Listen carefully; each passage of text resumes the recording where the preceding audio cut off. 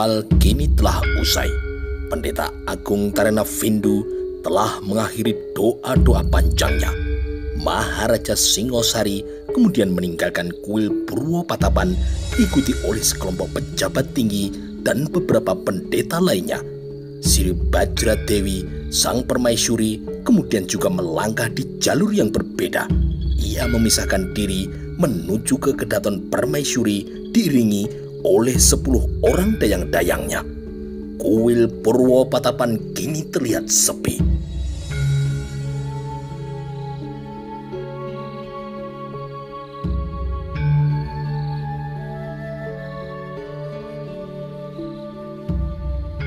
Hingga beberapa saat lamanya setelah upacara agama itu selesai, tidak satupun seisi istana yang tahu bahwa telah terjadi prahara di utara. Ketentraman di dalamnya masih bergayut hingga lewat tengah malam menyambanginya.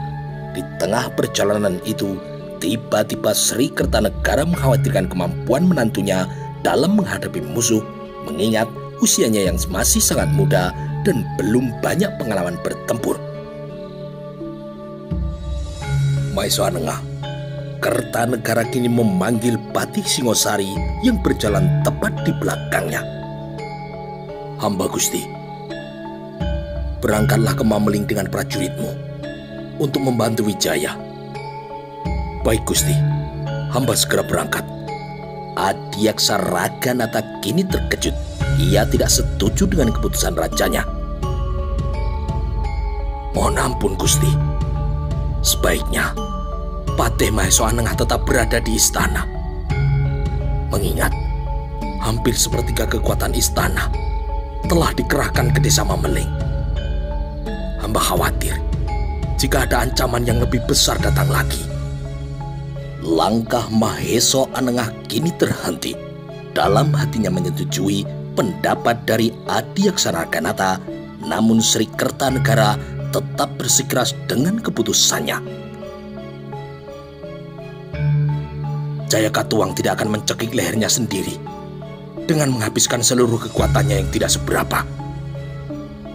Siapkan hukuman yang setimpal untuknya esok hari. Adiaksa Raganata kini terbungkam. Ia tidak kuasa untuk membantah sabda rajanya itu. Kemudian iring-iringan itu berjalan kembali memasuki lorong menuju ke Puri Keputren. Sampai di gerbang, Adiaksa Raganata mohon diri diikuti oleh Mantri Angabaya Wirokerti. Setelah sembah singkat dan ditinggalkannya iring-iringan rajanya dan kembali menuju kediamannya di Puri Adiaksa, tepat di kirinya masih berdiri Maesha Nengah. Tidak lama kemudian, Patih itu pun mundur 2 langkah dan menghilang untuk mengumpulkan pasukannya. Sementara itu, di tempat yang lain, pemuda bertopeng kini membuka laporannya begitu tiba kembali di Dusun Lawor, selatan Singosari untuk menemui patihnya. Sebuah pasukan besar telah meninggalkan istana, Gusti. Menuju utara. Benar, Gusti. Mereka menuju ke utara. Siapa pemimpin mereka? Pemuda bertopeng itu nampak masih berusaha untuk mengatur nafasnya. Pemuda bertopeng itu nampak masih berusaha untuk mengatur nafasnya. Tidak begitu jelas, Gusti. Di luar benteng tidak ada penerangan yang cukup. Namun nampak ada lebih dari 15 orang yang berpakaian dengan tanda-tanda kebesaran. Menurutmu, seberapa banyak prajurit yang menyertainya? Patih Maheso Mundarang kini semakin tertarik dengan laporan dari Telik Sandinya. Perkiraan hamba, ada lebih dari 500 orang, Gusti. Lalu, bagaimana perkembangan terakhir di Mameling? Seluruh desa telah dikuasai, Gusti. Hanya ada 1 orang punggawa dikawal 1 rekrut prajuritnya yang datang dari istana. Percakapan seorang patih dan 2 orang Telik Sandi di ladang di tepi hutan yang gelap itu tidak berlangsung lama. Maheso Mundarang kini mematung. Matanya nyaris tidak berkedip ketika menatap lurus ke utara. Bibirnya terkatup rapat hingga beberapa saat tidak ada suara atau sebuah perintah yang dijatuhkan. Angin dari pantai selatan kini menggoyang ujung rambut di seputar gelung kelingnya. Tangannya kini terlihat bersedekap. Tidak lama kemudian sesuatu di utara nampak olehnya. Segaris asap yang membubung dari salah satu sudut istana. Mahesa Mundarang kini tersenyum. Telik sandinya kini telah mengirim pesan dari kubu musuh. Inilah saatnya. Tanpa mengurangi senyum yang tersungging di bibirnya, Patih itu kemudian memutar tubuhnya. "Kalau Budut," panggilnya pada seorang pembantunya. "Hamba di sini, Kang Mas. Bawa orang-orangmu ke barat laut. Sengat kuat-kuat gerbang barat. Semburkan pisamu jangan tersisa. Dan kau mantra bawang, senti kau tahu Gusti. Prajuritmu ke timur laut. Capit erat gerbangnya."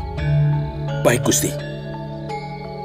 Sengat di ujung ekor yang kubawa akan menghantam bagian terkuat dalam cepuri yang telah kalian lumpuhkan sayapnya di samping, dan akan menjadi pemukul cadangan jika kalian mengalami kesulitan.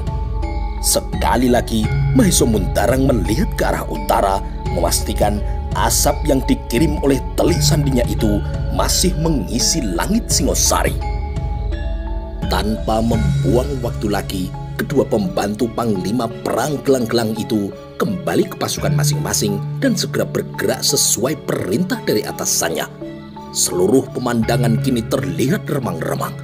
Tidak lama kemudian, ribuan bayang-bayang di keremangan malam itu mulai merayap perlahan seperti binatang berkaki seribu. Mereka melintasi dusun Sito Bawono. Memang pelan, namun mereka membawa kekuatan yang sangat besar menyusul pasukan yang pertama dan kedua sebagai capit kanan dan kiri seekor kalajengking. Di selatan baluarti istana kini senyap tidak terjaga. Cahaya gemerlap istana tidak mampu menjangkau padepokan prajurit di tepi perkebunan sepanjang lembah Walandik. Suara gemerisik yang datang tiba-tiba itu kini mengganggu ketentraman ratusan monyet yang berekor panjang dari tidur lelap mereka. Barisan panjang orang-orang yang mengalir dari selatan itu terus ditatapnya dengan pandangan matanya yang setengah mengantuk. Malam yang berbeda, mereka diganggu oleh kejadian yang tidak seperti biasanya. Barisan orang yang mengendap-endap kini memantul-mantulkan bayangan-bayangan dari tengah telaga. Warna hitam kegelapan kini telah menelan ribuan sosok hitam yang mengendus-endus mendekati benteng kokoh yang terbentang memanjang di depan mata. Tidak sampai 1000 depa lagi melintasi mulut barisan goa suci yang berjajar-jajar di sepanjang tepi sungai Berantas. Mereka mengusik para pertapa, membangunkannya dari rangkaian rantai mantra-mantra gaibnya. Hingga beberapa saat lamanya, sosok-sosok hitam itu masih saja terus merayap ke utara. 10.000 hasta membuntuti capit yang bersengat, Budut dan Bawong kini berada di kiri dan kanannya. Dari jauh mirip kepulan asap-asap hitam yang jumlahnya sangat banyak. Serasa tidak ada puas-puasnya mereka membedah keheningan di sepanjang desa-desa yang dilaluinya. Di depannya kini benteng Singosari telah berdiri dengan kokoh. Hingar kini menyeruak ketika tepat tiba-tiba rembulan di tengah celah awan hitam. Kala Budut dan pasukannya kini menjebol gerbang barat istana. Tidak lama kemudian disusul pula oleh orang-orang dari Mantri Bawong di gerbang timurnya. Para penjaga gerbang selatan kaget. 10 orang Jogoboyo kini melompat ke dalam istana dan berlari setengah ke barat dan juga setengah ke timur. Obor besar di kiri gerbang itu tiba-tiba padam. Ia melenyapkan patung Resi Agastya yang melebur dalam kekelaman malam. Tidak lama kemudian disusul pula oleh obor di sebelah kanan. Kini sepasang patung Resi Agastya yang mengapit gerbang telah benar-benar menyatu dengan hitamnya malam. Kegelapan malam, 25 langkah di sebelah kiri dan kanan pintu gerbang. 2 jaga bayang tersisa itu kini kelabakan. Matanya berkunang-kunang karena dipaksa untuk menangkap kegelapan yang hadir tiba-tiba di depannya, sehingga mereka tidak melihat dua anak panah telah menancap di dinding benteng. Halaman luar istana kini tidak begitu jelas terlihat.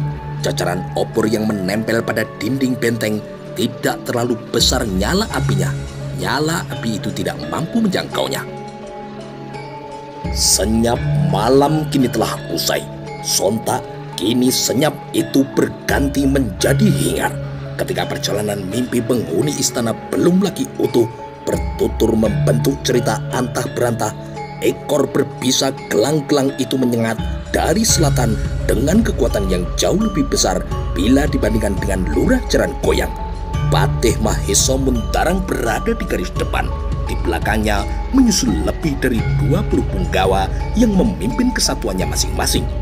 Dengan meniti jembatan apung, prajurit gelang-gelang itu berhasil melintasi terusan air yang mengelilingi benteng istana. Mereka melumpuhkan garis pertahanan terluar di selatan. Ratusan prajuritnya kini merayap naik ke atas benteng. Dengan sangat cepat, mereka kemudian memasang tangga-tangga bambu. Jumlahnya sangat banyak. Di belakangnya ada pula pasukan yang lebih besar lagi. Mereka menyerang dan juga menyeberang istana dengan sangat cepat. Suara riuh rendah kini tidak terdengar. Apalagi gempita prajurit yang bisa menciutkan nyali. Hanya derap langkah prajurit, kaki kuda, denting benturan senjata, serta desingan anak panah yang bersaut-sautan terdengar sangat memilukan telinga.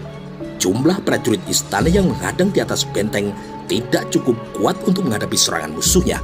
Pasukan Singosari kini telah terpecah menjadi 3 kelompok.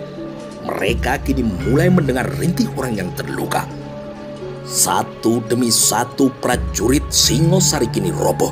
Mereka tidak kuat menahan tekanan dari musuh mereka. Darah kesatria kini tumpah di buminya sendiri di hajar musuh yang datang tiba-tiba menyeruak dari kegelapan malam.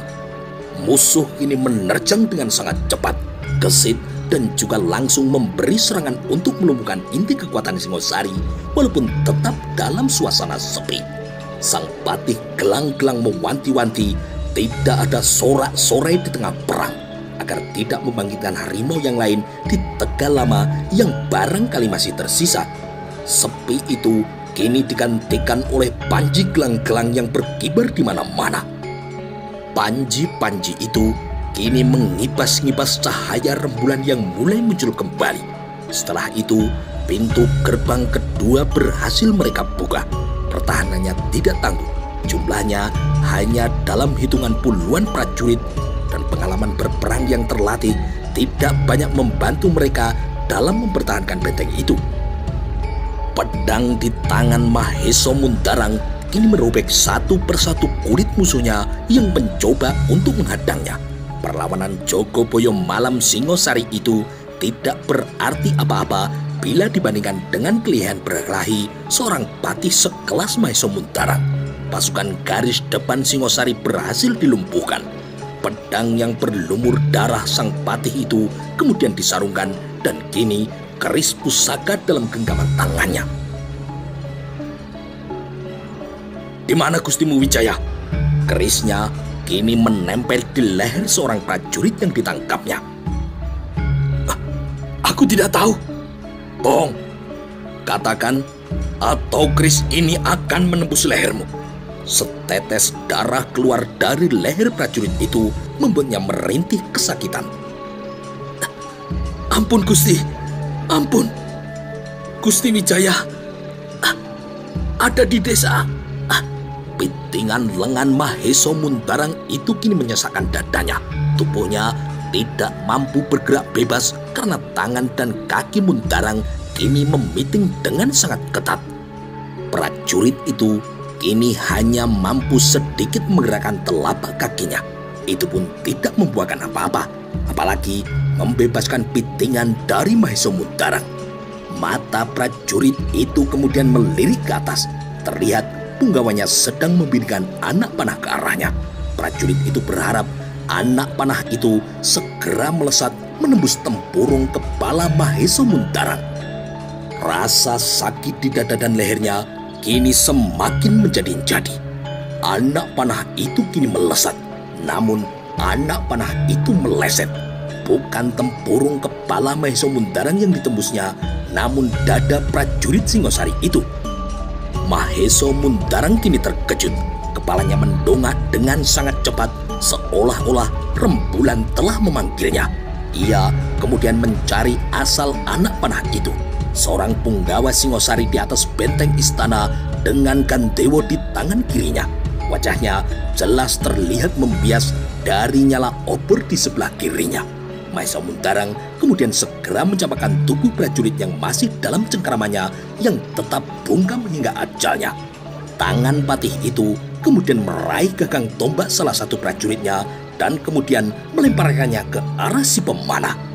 Namun lemparan itu kini meleset. Tombak itu menancap di dinding benteng hanya beberapa jengkal dari tubuh musuhnya. Punggawa Singosari itu kemudian mengelak, menghilang dari pandangan Patih Mahesa Mundarang. Singosari kini telah terbangun dari tidurnya. Perang yang sebenarnya baru saja dimulai. Seluruh prajurit yang mendengar suara berisik di lapangan kemudian segera melompat. Mereka berlari keluar dari barak, terpanggil jiwanya untuk menyelamatkan negeri. Sementara itu, Adiaksa Raganata belum beranjak tidur ketika suara berisik yang tidak wajar itu semakin jelas terdengar. Telinganya masih terlatih untuk membedakan jenis-jenis suara sebagai seorang mantan Ragrean Pati. Itu adalah suara gemuruh perang. Dengan sedikit gemetar, ia kemudian bangkit dari duduknya. Dijejaknya lantai puri Adiaksa itu 3 kali untuk membuang rasa kantuknya. Dengan setengah menyeret kaki, kemudian diambilnya sudut jendela. Dilihatnya suasana malam yang terjadi jauh di luar purinya. Panji-panji kini berkibar di mana-mana di tengah peperangan yang tengah berkecamuk. Sinar rembulan membantu penerangan dalam penglihatannya. Bangsat, gelang-gelang, desisnya dengan geram. Tidak banyak gagang keris pusaka di pinggangnya. Akhirnya mereka benar-benar datang, imbuhnya sambil setengah berlari keluar dari biliknya. Apakah Wijaya telah gagal menghadapi musuh di Mamaling? Sehingga kini mereka berhasil memasuki istana. Keningnya kini makin mengkerut dan hampir tidak percaya mengingat Raden Wijaya didampingi oleh para perwira-perwira tangguh. Sepasang kakinya yang dibalut kulit keriput itu kini bergerak setengah berlari, bahkan semakin lama semakin cepat menyusuri lorong yang panjang. Mereka telah berhasil menembus benteng istana. Pejabat tua itu terus bersungut-sungut di tengah langkahnya yang tetap tergesa-gesa. Telik Sandi istana bekerja dengan tidak sempurna. Apakah Nambi terlena rasa percaya dirinya yang kini telah kelewat-lewat? Adiaksa Raganata tidak pernah tahu laporan Nambi sebagai kepala Telik Sandi Singosari beberapa waktu yang lalu karena tidak mendapatkan tanggapan yang baik dari Mahesa Anengah. Gelang-gelang bukan ancaman yang besar bagi kita, bantah Mahesa Anengah.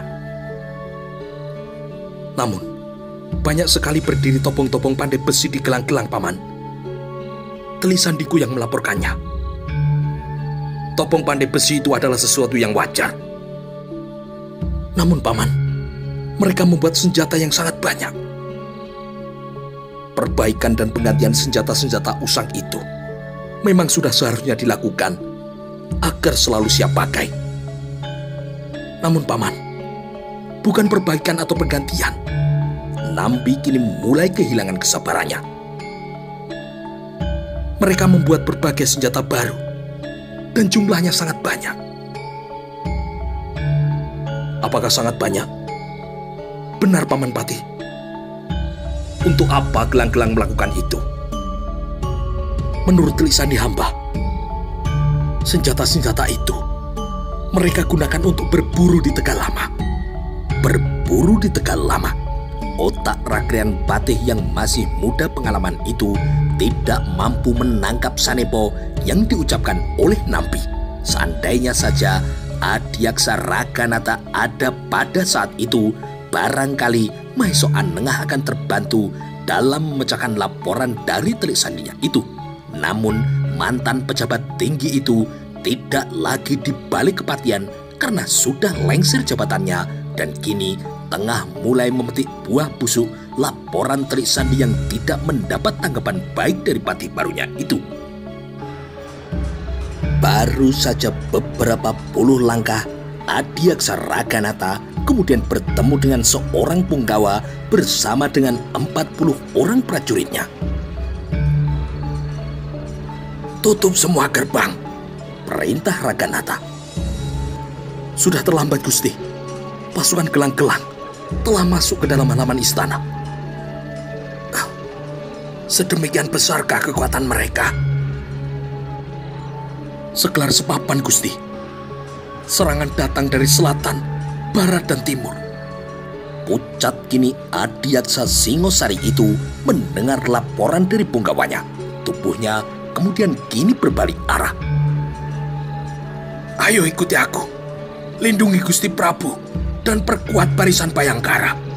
Satu regu prajurit Singosari kemudian berlari mengikuti Raganata untuk menghadap pada Sri Kertanegara. Namun belum lagi 50 langkah terlampaui, tiba-tiba muncul Menteri Angabaya dari arah yang berlawanan. "Kita diserang musuh, Paman." "Gelang-gelang." "Benar, Paman. Dari panji-panjinya, jelas Jaya Katuang yang mengirim utusan itu." Raganata tidak pernah menduga pasukan gelang-gelang berhasil menembus benteng kedua istana dengan secepat itu. Satu langkah lagi, mereka akan mencapai Puri Dalem Ageng setelah melewati sebuah telaga, Balai Manguntur, dan Pendopo Agung.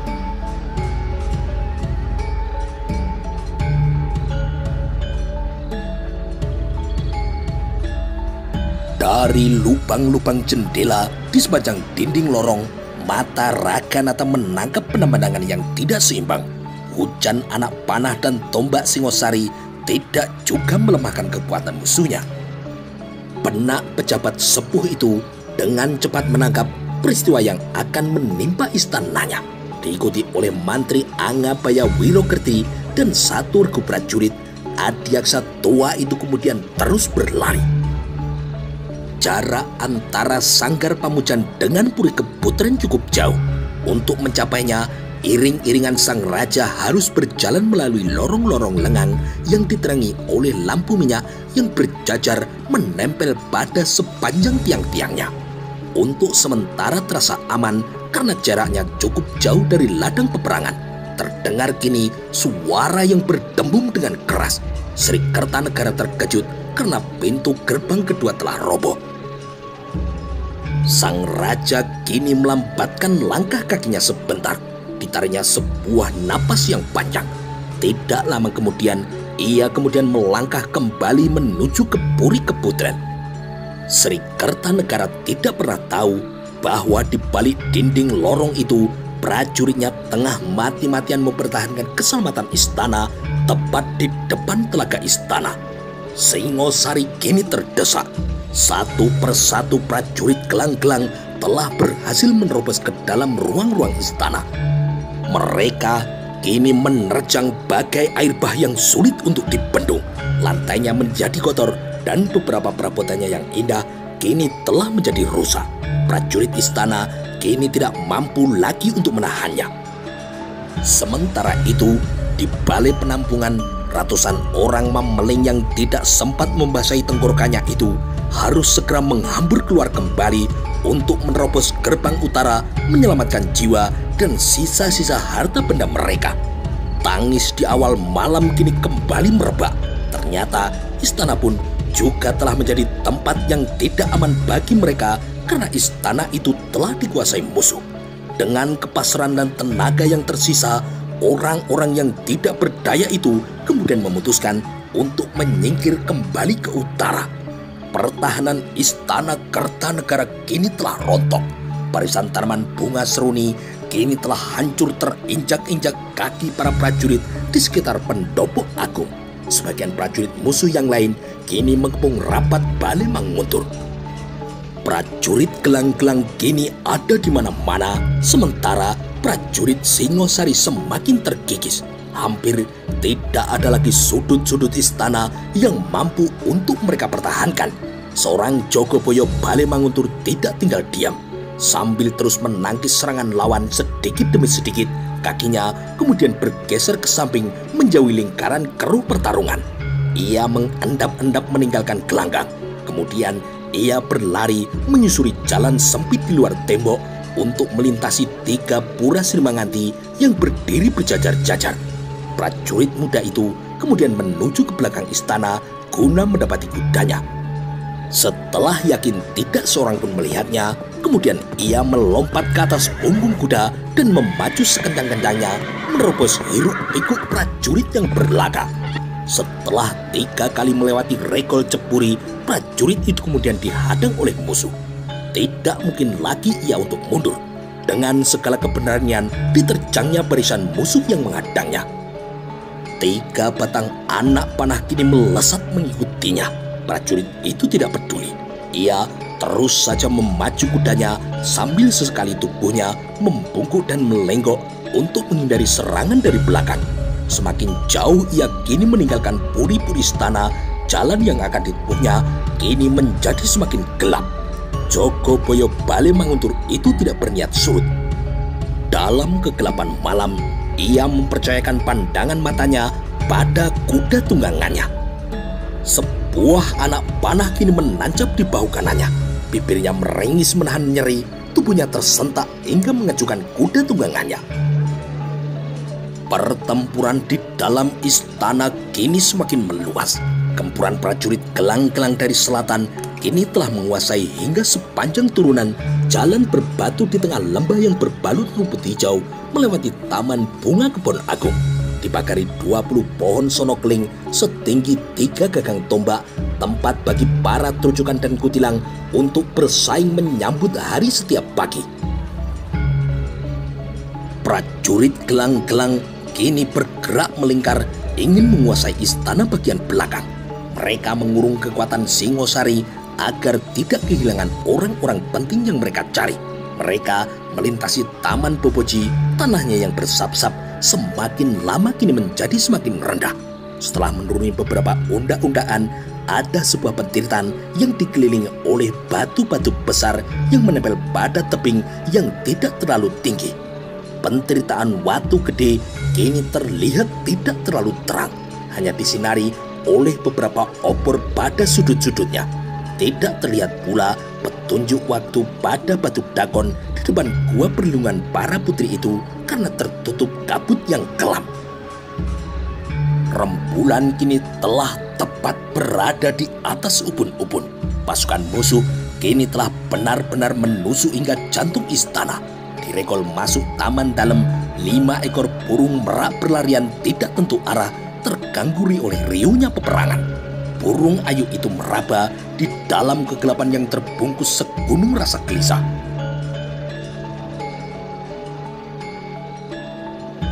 Iring-iringan sang raja masih berjalan dengan langkah yang lebar menyusuri 5 kali lorong-lorong yang panjang. Mereka seakan tidak percaya ketika melalui celah-celah pilar yang besar itu banyak sekali prajurit gelang-gelang yang telah berhasil memasuki istana. Sri Kertanegara kemudian kembali menghentikan langkah kakinya. 1 kali tarikan napas yang panjang, matanya kini melihat langit-langit yang sangat tinggi di atasnya, memantulkan suara gemuruh peperangan yang menjadi gema yang mengaum sepanjang lorong. Sejenak kemudian ia melangkah lagi untuk mencari jalan yang lain. 300 prajurit Bayangkara kini mengawal ketat di kanan dan kiri sang raja. Di seberang lorong, Patih Mahesa Mundarang sempat melihatnya dari jauh tanpa satu orang pengiring raja yang menyadarinya. Patih itu masih menunggu saat yang tepat. Ia tidak langsung memberikan serangan sesuai perintah gustinya karena musuh yang diincarnya itu dalam pengawalan yang sangat ketat Bayangkara. Pasukan pilihan pengaman raja dan keluarganya di bawah pimpinan Ardaraja yang saat ini tengah mendampingi Raden Wijaya untuk menumpas pemberontak di desa Mambeling. Di dalam Puri Keputren, Kertanegara kemudian melanjutkan rangkaian upacara Tantrayana dikelilingi oleh para pejabat tinggi kerajaan.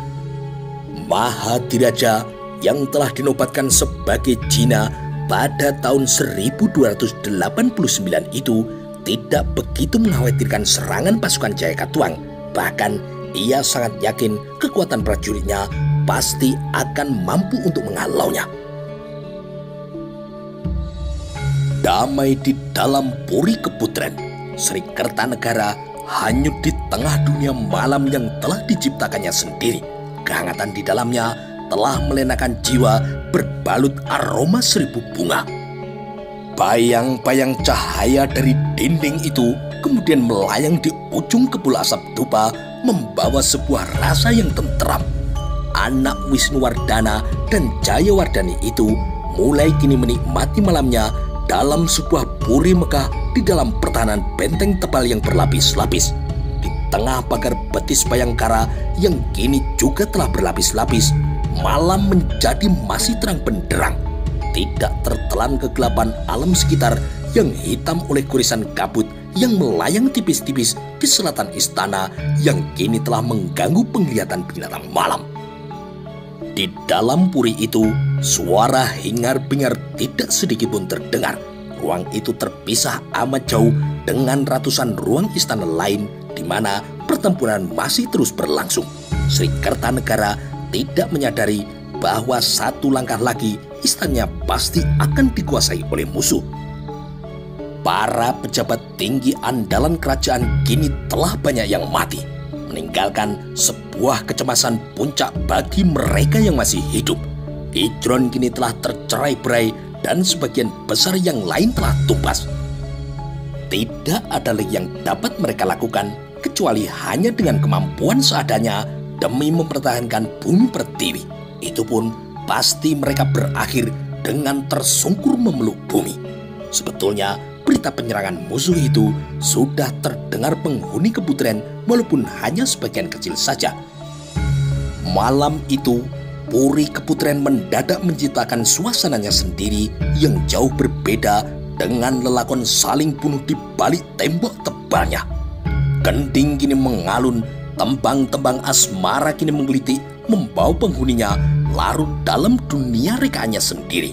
Maka semuanya pun kini menjadi terlena. Namun tiba-tiba